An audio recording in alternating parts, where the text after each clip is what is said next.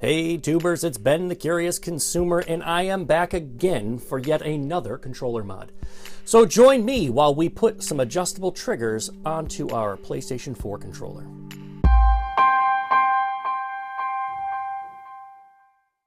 Hey tubers, it's Ben the Curious Consumer, and I want to thank you guys personally for joining me on this little adventure.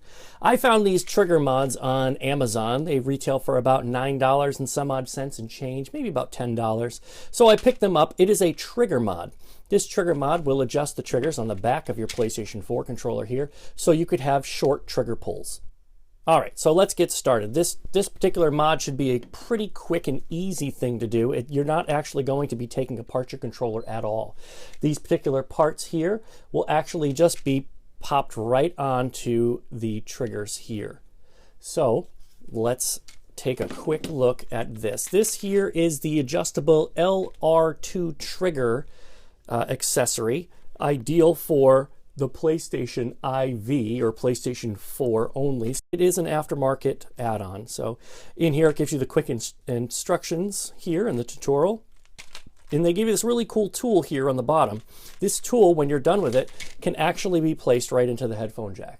For those of you who actually use the headphones, a headphone jack off of your controller, you might want to just leave this in a safe place off to the side. For those of you who don't, you can store this tool right in here. So let's get started. Let's give this a shot. So as you can see here, we're just going to open up the sides. It should just unfold nice and easy. There you are.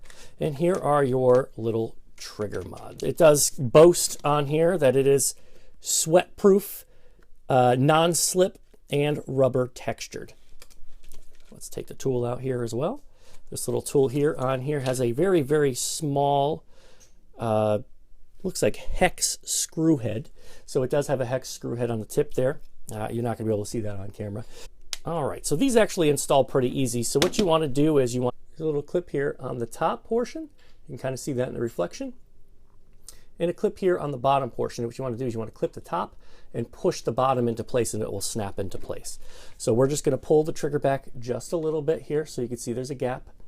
And all you're going to do is hook that back piece on. Once that's on, it's pretty much in place. All you have to do is push your finger on the bottom of the trigger, and you can clip it right into place. And there it is. It's clipped into place.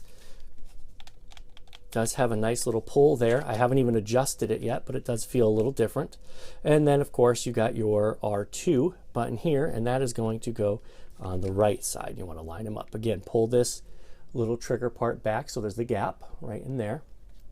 And you want to just hook it on and pop it into place just like that. So now these are in place. And you can see it doesn't add too much bulk to the trigger itself, but it does have a nice feel.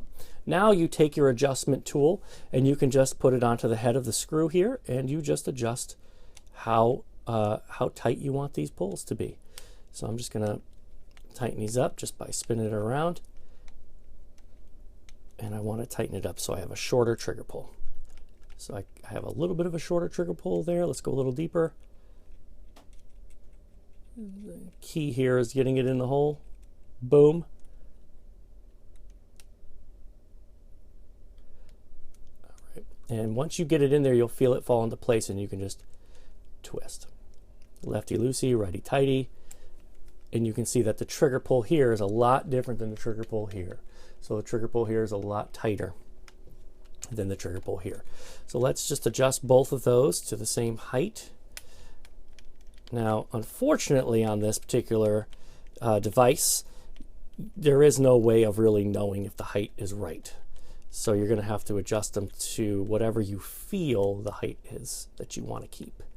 So let's tighten these up just a little bit more. There you go. So those feel pretty good. So the trigger pull is a little bit tighter than what it would have been had I kept these trigger pieces off. And I've only adjusted them slightly. So what's happening here is there's a little screw on the side, and that screw is stopping the trigger from moving. So it's actually pushing on the side of the controller base. So this particular piece here that goes around the trigger is what's being pushed down on. and it's holding it in place so you have a shorter trigger pull. And that is it. Just a few seconds and you pop those bad boys in. You can take your tool and you can just push it right into your controller, and that is where you hold the tool so you don't lose it. And that is it, guys. That is the trigger mod for the PlayStation 4 controller. Well, guys, that's going to do it for me. I am Ben, the Curious Consumer, and I want to thank you personally for stopping by and checking out the video. If you haven't done so already, just smack that like button. Give me a big thumbs up. If you haven't done it either, subscribe to the channel. Hit that subscribe button down below there, and then once you do that, just hit the bell on the bottom corner there, and that will notify you every time I post a new video. From the bottom of my heart, guys, I want to thank you very much for stopping in and checking out the channel. I really hope you enjoyed this mod. Give it a shot if you like. If not, don't worry about it. That's my job. I am Ben, the Curious Consumer, signing off, and I will catch you guys in the next video. Thanks for watching.